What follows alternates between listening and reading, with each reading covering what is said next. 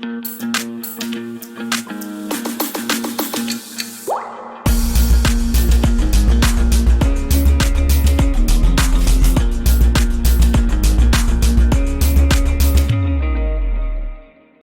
virá tempo, disse Paulo, em que não sofrerão a sã doutrina, não suportarão a sã doutrina, mas tendo comichão nos ouvidos, amontoarão para si doutores, conforme as suas próprias concupiscências, e desviarão os ouvidos da verdade, voltando-se às fábulas. Tu, porém, sê sóbrio em tudo, sofre as aflições, faze a obra de um evangelista, cumpre o teu ministério. Porque eu já estou sendo oferecido por aspersão de sacrifício, e o tempo da minha partida está próximo. Combati o bom combate, acabei a carreira e guardei a fé. Desde agora a coroa da justiça me está guardada, a qual o Senhor, justo juiz, há de me dar naquele dia, e não somente a mim, mas também a todos os que amam a sua vinda. Maravilhoso e eterno Pai, Senhor nosso Deus, nós te louvamos por essa noite, te louvamos pela tua bondade, pela tua misericórdia e pela tua graça. Te louvamos pelo texto sagrado lido nessa noite e te pedimos o auxílio do teu Espírito Santo ao transmitir a tua palavra aos nossos corações. Que o Senhor esteja preparando o nosso coração à semelhança de um agricultor que prepara a terra para receber a semente. E que assim seja, para a tua honra, para a tua glória e para o teu louvor, no nome de Jesus. Amém e amém. Meus queridos, Timóteo é uma das cartas que já tivemos a oportunidade de, por diversas vezes, ler e fazer menção. Timóteo é uma figura magnífica. Acredito que se tiver um próximo filho, certamente um dos nomes que certamente pensaria é Timóteo, pela figura e pelo personagem que ele significa. Se tiver um quarto filho, porque os outros dois, um vai ser André e o outro vai ser Felipe. Se tiver um quarto, talvez eu pense em Timóteo. Se tiver um quinto, certamente será Tito. É sugestão da nossa irmã Livana, para não deixar ela triste. Nós vamos ter todos os quatro para ser a alegria geral da família.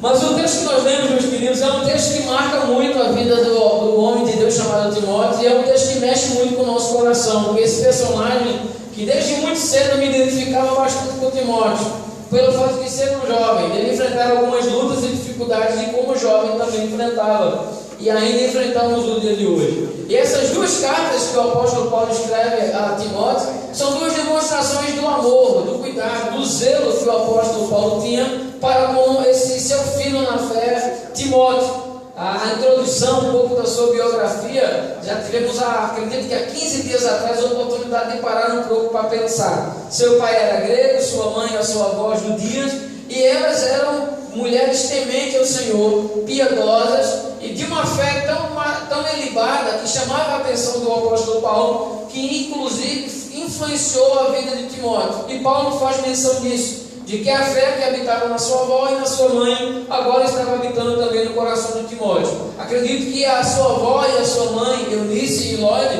tinham motivo de serem extremamente gratas a Deus por perceber, por estarem vivas para perceber o trabalho, o zelo, a dedicação que elas teve, as horas de oração e de estudo da palavra que elas prestaram a Timóteo, e ver o homem que ela se tornou, o homem que ele estava se tornando, um homem à frente de igrejas tão problemáticas como a de Éfeso e a de Coríntios, e podendo de maneira digna passar por aquelas igrejas, ainda muito jovem, sem deixar mancha, sem deixar rastro, mas mostrando que de fato estava disposto a fazer a vontade de Deus na sua vida.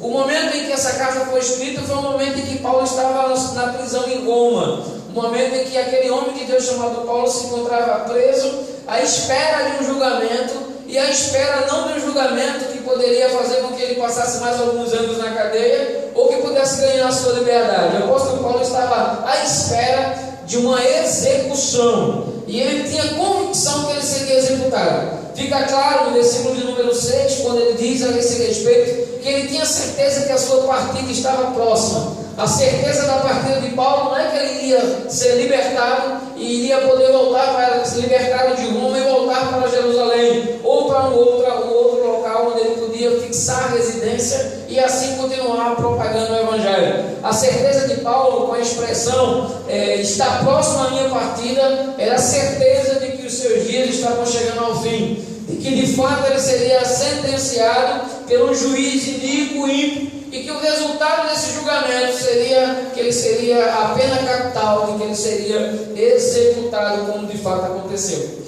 Antes da sua morte, certamente alguns pensamentos passaram na cabeça de Paulo, como certamente passariam também na nossa cabeça alguns pensamentos, saltariam na nossa mente alguns pensamentos sobre esse momento final da nossa vida. Alguém já disse que é no momento, nos instantes que precedem a morte, que a nossa vida passa completamente diante de nós. A infância, a juventude, a adolescência, era como se em um único flash, toda a nossa vida passasse diante de nós. E certamente alguns momentos marcantes, pessoas, locais, datas significativas vêm no momento final da nossa morte. Ainda mais quando esse momento, esse instante final, não é alguns minutos, mas são alguns dias à espera de um corredor da morte, como Paulo se encontrava.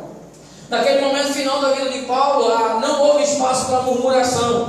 Naquele estado final da vida de Paulo, Paulo não encontrou o fôlego que o restava, enquanto era sentenciado à sua morte, para que ele pudesse voltar-se contra Deus, ou desconstruir as verdades que ele havia ensinado, de maneira alguma. O apóstolo Paulo, a cada tempo que passava, a cada instante que se aproximava mais o momento de que ele seria julgado e levado para a sua sentença, sendo executado, mais ele tinha as suas convicções firmadas de que ele estava fazendo a coisa certa, de que ele estava no centro da vontade de Deus, e essas convicções motivaram e mexeram a sua vida profundamente. No instante final da morte, se pensa nas pessoas que se amam, e ele amava o apóstolo, ele amava a Timóteo, seu discípulo, seu filho na fé profundamente. Por essa razão, em duas ocasiões ele escreve essa carta, e a carta de 2 Timóteo é quase que uma despedida. Ele tem um último desejo, e em outra ocasião, inclusive, já preguei relacionando esse desejo do apóstolo Paulo. Ele queria ver Timóteo mais uma vez,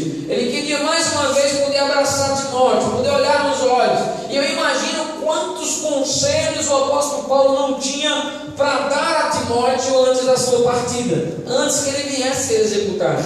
O apóstolo Paulo sabia de que antes do inverno seriam feitas as execuções. Por essa razão ele manda a Timóteo se apressar. Fica registrado no versículo 9 o desejo de Paulo de que Timóteo fosse às pressas. Ele diz no versículo 9: procura vir ter comigo depressa. E ele faz menção no versículo de número 21, procura vir antes do inverno. Era a certeza de que talvez não tivesse tanto tempo, e de que ele queria ver Timóteo antes. E ele dá alguns conselhos, dá algumas informações. Havia esse último desejo. Alguns historiadores sugerem de que esse pedido, de que esse anseio, de que esse anelo do apóstolo Paulo em ter esse contato, esse último contato com Timóteo, não ocorreu, de que Paulo teria sido executado antes que Timóteo chegasse até ele. Foi um pedido que não foi conseguido. Supostamente, alguns dão essa informação, se é verídica ou não, Deus o sabe. Mas esse encontro, esse desejo, era algo que Paulo almejava. E na expectativa ele escreve esses versículos. Esses versículos é toda essa carta, e esses versículos que nós lemos, nós gostaríamos de pensar um pouco e refletir sobre um homem que está a caminho da morte, e ele se preocupa da maneira que ele estava preocupado de preparar o coração de Timóteo, porque o fato dele ter escrito a primeira e a segunda carta a Timóteo era de prepará-lo para o momento da sua partida.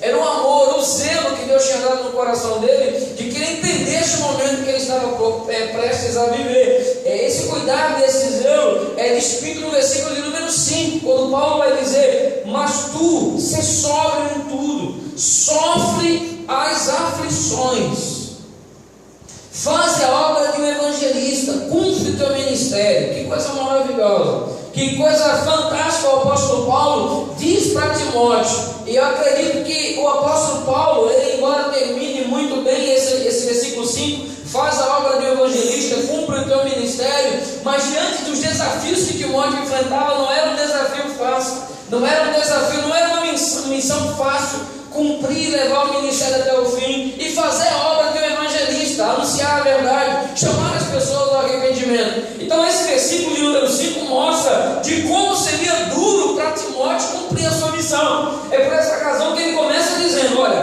tu porém ser sóbrio em tudo, seja equilibrado, tenha os pés no chão. Não adianta viver no campo apenas das emoções ou simplesmente da fantasia, precisa tratar-se com a realidade. Tu porém ser sóbrio, seja prudente, seja equilibrado, sofre as aflições. E eu acredito que ninguém que é chamado, ninguém que imagine ser vocacionado, imagina ser chamado para o ministério dessa maneira. Ninguém imagina participar do reino de Deus ativamente em alguma área que o reino de Deus possa proporcionar, seja no louvor, seja no evangelismo, seja em missões, seja na pregação, seja no serviço. E ninguém imagina ser chamado para sofrer, mas era justamente isso que Paulo estava dizendo a Timóteo: você está sendo chamado, e eu quero que de antemão, Timóteo, você saiba que você deve suportar as aflições, de que você deve sofrer as aflições, porque elas virão até você. Era uma maneira que Paulo estava preparando o coração de Timóteo de que haveria tempos ruins na sua vida, de que haveriam tempos complicados, de que Timóteo seria em algum momento tentado a fugir, que Timóteo poderia ser tentado a recuar, que Timóteo em algum momento podia olhar e imaginar de que o fardo é pesado demais e eu não estou disposto a carregar. Por essa razão, Paulo faz questão de dizer: tu, porém, sofre as aflições. Não fuja, não recue, não murmure, mas cumpra e sofra as aflições, porque elas virão. No mundo tereis aflições, mas tem de bom ânimo, pois eu venci o mundo. E não apenas sofre, porque Deus não é masoquista. Deus estava preparando o coração de Timóteo porque ele de fato sofreria. E quais seriam os sofrimentos que Timóteo enfrentaria? Primeiro, ele enfrentaria a oposição por parte da própria igreja, porque a igreja iria olhar para Timóteo e iria desdenhar o do seu chamado, pelo fato de Timóteo ser uma pessoa jovem. É por essa razão que Paulo trabalha na sua mente dizendo: não permita que ninguém diga que você é jovem demais, que ninguém despreze a tua mocidade, porque ele sabia que em Timóteo, nas igrejas que ele estava, e algumas extremamente carnais, de algumas pessoas que lá estavam, poderia correr o risco de algumas pessoas virem de alguma maneira afetar o coração de Timóteo, atacando, dizendo que ele não estava preparado, que ele era imaturo, que ele era muito jovem, e quem sabe tentando manobrar as decisões da igreja local, porque se achavam mais experientes e sábios do que Timóteo. Paulo então sai na frente e diz: Timóteo, antes de você ir para lá, você precisa saber de que ninguém despreze a tua mocidade, porque você é jovem, mas foi Deus quem te chamou e é Deus quem vai capacitar você. É Deus quem vai te dar as ferramentas necessárias para você cumprir o chamado e a obra de um evangelista e cumprir honrosamente o seu ministério. O início do capítulo, meus queridos, então mostra que as duas cartas se resumem no sentido de abrir os olhos. Eram cartas pastorais que tinham a intenção de advertir, abrir os olhos de Timóteo, tocar o coração de Timóteo e preparar Timóteo para aquilo que estava prestes a acontecer. O versículo de número 1 que nós acabamos de ler no texto mostra que ele deseja ardentemente de que ele esteja atento às coisas que estavam prestes a acontecer. Conjuro-vos diante de Deus e do Senhor Jesus Cristo, que há de julgar os vivos e os mortos na sua vinda e no seu reino. Então ele chama logo a atenção, dizendo: olha, por algo que era algo de muita importância para Timóteo, e ele chama a atenção para aquilo que ele iria dizer da melhor maneira possível. Conjuro-te, eu chamo a tua atenção, eu quero que você esteja atento ao que eu vou dizer, eu quero que a tua mente possa estar aberta para aquilo que vai ser dito. Conjuro-te diante de Deus e do Senhor Jesus Cristo, que há de julgar os vivos e os mortos na sua vinda e no seu reino. E aí Paulo dá uma informação que não era nova para Timóteo e que não pode ser nova para cada um de nós. Há o dia do acerto de contas. Há um dia em que tanto os vivos quanto os mortos irão comparecer diante de Deus. Isso é fato. Às vezes nós olhamos o mundo e nós estamos vivendo um momento complicado da história e temos a impressão de que tudo saiu dos trilhos, de que estamos num trem descarrilhado, sem rumo, sem direção, e nós não sabemos onde vai parar as barbáries que nós estamos vendo. Mas a Escritura é clara: há um tempo em que Deus vai julgar os vivos e os mortos. Há um tempo. E é interessante que ele faz questão de dizer isso a Timóteo, de que esse tempo que Deus há de julgar é um tempo no futuro. Há um tempo no futuro, quando ele, na sua vinda, na sua segunda vinda, ele há de julgar os vivos e os mortos. Quando ocorrerá isso? Na sua vinda, disse Paulo. Ele aponta para o futuro esse acontecimento, onde os vivos e os mortos serão ressuscitados, e os que estiverem vivos serão julgados por Deus. E naquele grande dia não haverá possibilidade de recorrer à segunda, terceira instância. Naquele dia não vai adiantar recorrer da decisão para o Supremo Tribunal, porque estará sendo julgado, o Senhor do Universo será o juiz. Não há uma instância superior ao nosso Deus.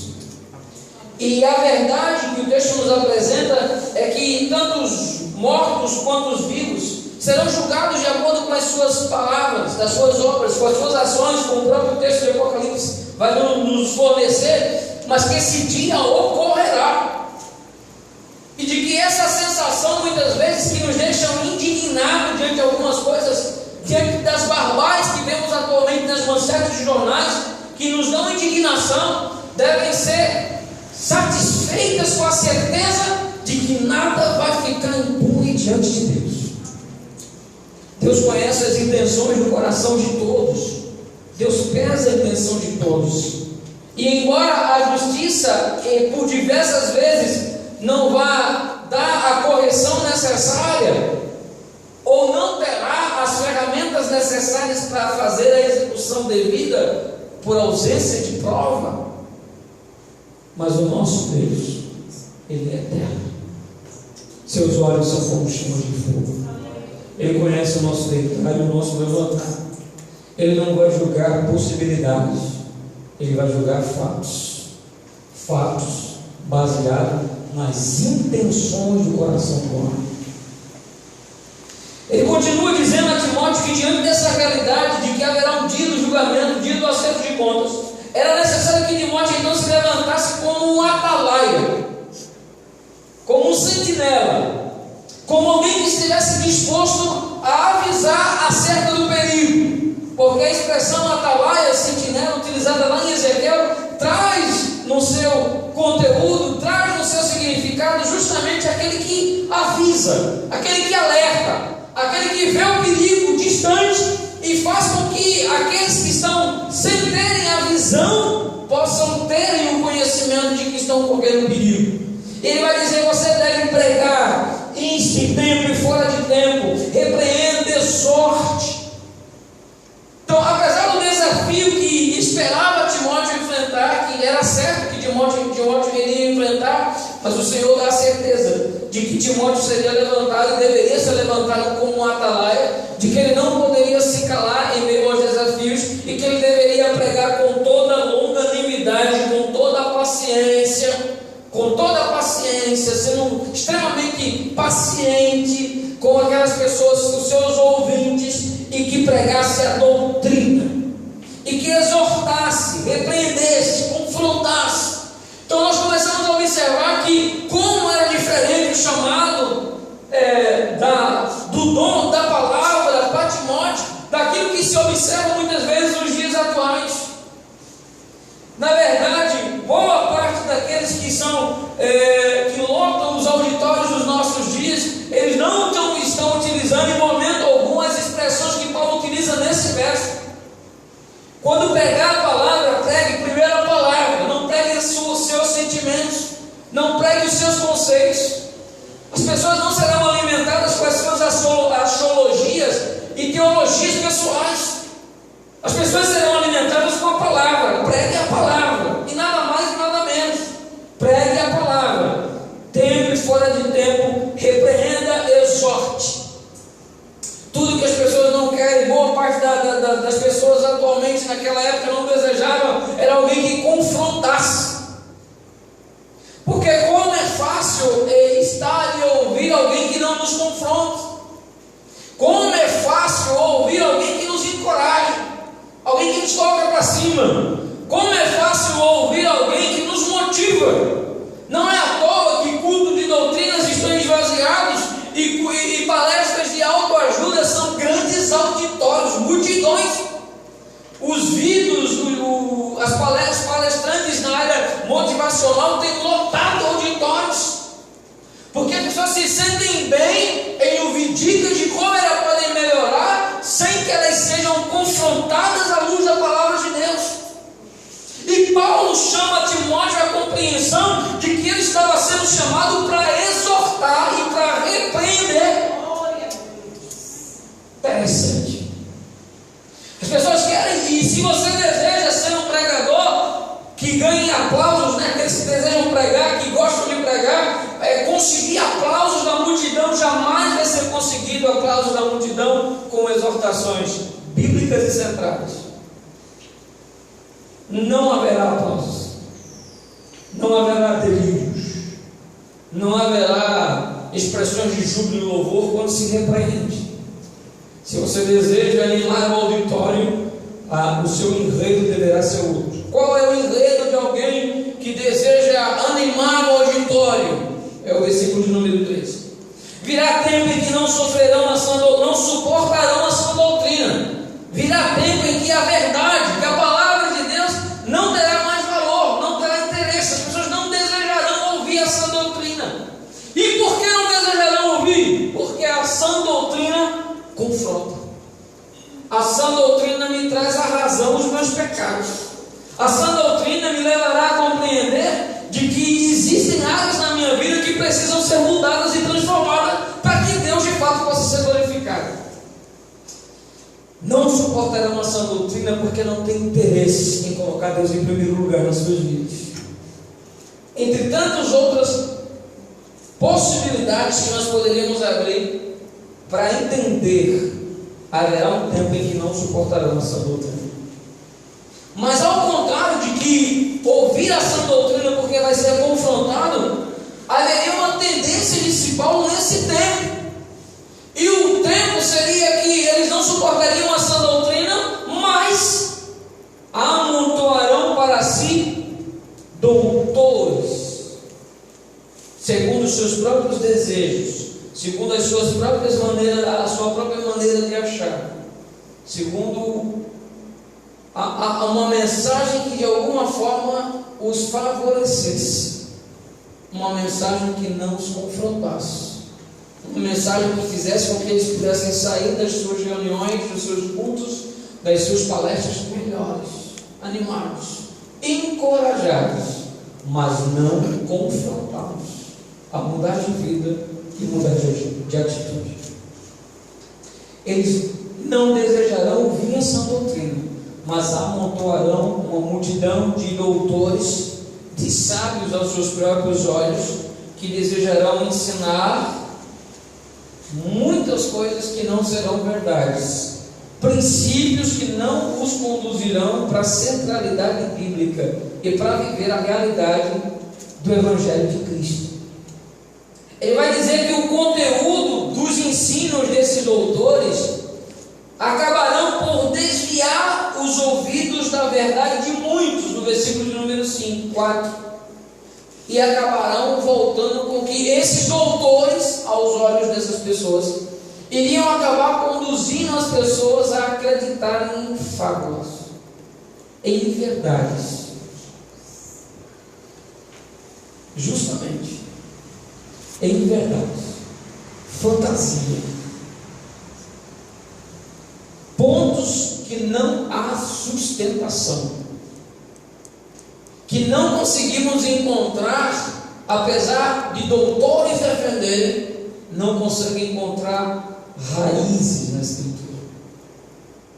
não consegue olhar no trilho da história da igreja e ver fundamentação até a era dos apóstolos. São fantasias que se surgem, vez ou outra, e que acabam por desviar as pessoas da verdade. Paulo então abre os olhos, diz: diante dessa realidade, se prepare para sofrer, porque você foi levantado para pregar para um povo que não quer ouvir a verdade. Se prepare para sofrer, porque você foi levantado para viver um tempo em que o povo vai amar a mentira e vai abominar a verdade. Mas, Timóteo, eu quero que você saiba, esteja pronto para sofrer as aflições, e não permita que as dificuldades que você vá enfrentar parem a obra que você deve exercer como evangelista. Continue sendo um autêntico servo de Deus, repreendendo, exortando e edificando. Cumpra o seu chamado. Não volte atrás, não recue, não fique na metade do caminho. Vá até o fim, disse Paulo. E então Paulo usa a sua própria vida, no versículo 7. Paulo: Timóteo, eu estou te dizendo isso, afirmando essas verdades, mas eu quero que você saiba que, quanto a mim, combati um bom combate, acabei a carreira e guardei a fé. Essas três verdades que Paulo transmite para Timóteo: combati um bom combate. Não existe chamado sem combate. Não existe vocação sem combate. Não existe vitória sem combate. Não existe vida cristã autêntica sem combate. O que Paulo está nos dizendo é: eu combati o bom combate que o ministério e a vida cristã me fizeram passar. E essa verdade não pode ser apenas dita e absorvida por Timóteo, precisa ser também absorvida para cada um de nós. A vida cristã, a decisão de seguir a Cristo, não nos dá a certeza de que nós não vamos passar por momentos difíceis, lutas, aflições, mas a vida cristã nos dá a certeza de que o tempo ruim vai chegar, de que a chuva vai descer, os rios vão correr e o vento vai soprar contra a nossa casa. Mas ele também nos dá a certeza de quando tudo isso acontecer, se a minha vida espiritual estiver alicerçada sobre a rocha, nada vai me abalar. Amém. Mas eu vou permanecer firme, não porque eu sou muito forte, mas porque eu estou alicerçado sobre a rocha que é Cristo. Como é que eu alicerço a minha vida sobre a rocha que é Cristo? Jesus disse: aqueles que ouvem as minhas palavras e as praticam, esse é aquele que edifica a sua casa sobre a rocha. Então, a vida cristã, ela não será um mar de rosas, ela não será uma eterna bonança. A vida cristã não é simplesmente um momento de lazer, de prazer, de gozo, sem que haja embate. Haverá luta, e Paulo teve muitas lutas, muitas das quais Timóteo sabia, contra os irmãos que não acreditaram no seu chamado, contra os hereges, contra o descrédito da sociedade, e entre todas as lutas e embates que Paulo travou no seu ministério, houve uma que foi a mais difícil. Qual seria essa luta travada por Paulo, que foi a luta mais difícil? Ele enfrentou hereges, falsos irmãos, muitas situações. Mas houve uma luta, uma batalha de Paulo, um combate que Paulo travou, que foi o mais complicado. Essa luta aconteceu não em Éfeso, nem em Coríntio. Essa luta acontecia entre as duas orelhas de Paulo. Paulo vai falar de uma batalha que acontecia dentro do seu coração. O mal que eu não quero fazer é isso que muitas vezes eu acabo cometendo. E o bem que eu tanto anelo, eu tanto desejo, é isso que muitas vezes eu não consigo. Era essa a realidade que Paulo vivia. Mas ele vai dizer: eu combati um bom combate, eu fui até o fim. Apesar das fraquezas, das minhas lutas internas, eu combati